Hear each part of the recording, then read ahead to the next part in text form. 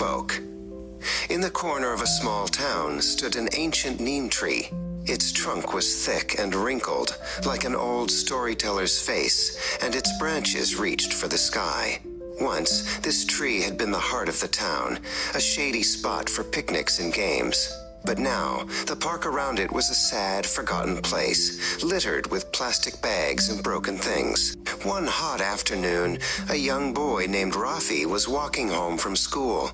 The sun felt like a heavy blanket on his shoulders. He longed for a cool place to rest, and his eyes fell upon the lonely neem tree. As Rafi drew closer to the tree, a low, trembling voice whispered on the wind, "Help." Rafi stopped and looked around. He saw no one. "Is anyone there? It is I." It was the tree. "The people have forgotten us," the tree whispered. "They have forgotten that we give them cool air to breathe and a home for the birds. They see us only as something in the way of their roads and buildings. Please, little one," the tree rustled, "be my voice.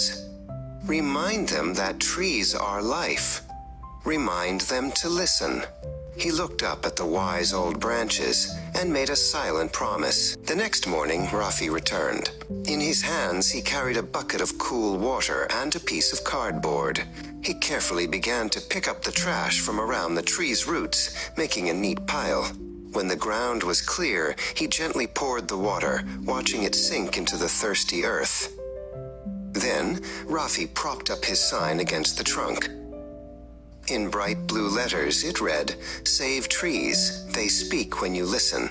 As other children passed, they slowed down, pointing at the sign and at Rafi, who was patting the soil around the tree's base. Day after day, Rafi cared for the tree. Soon, a few of his friends joined him, bringing their own water bottles to help. They cleared more and more of the park. Seeing the children working so hard, some of the town's adults came with big bags and helped carry all the rubbish away. The town started a green week. Families came to the park, not to dump trash, but to plant new saplings. Laughter filled the air.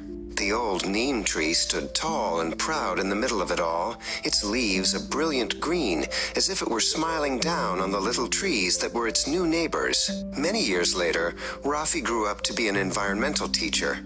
He often brought his students to the park to sit under the cool, welcoming shade of the old neem tree.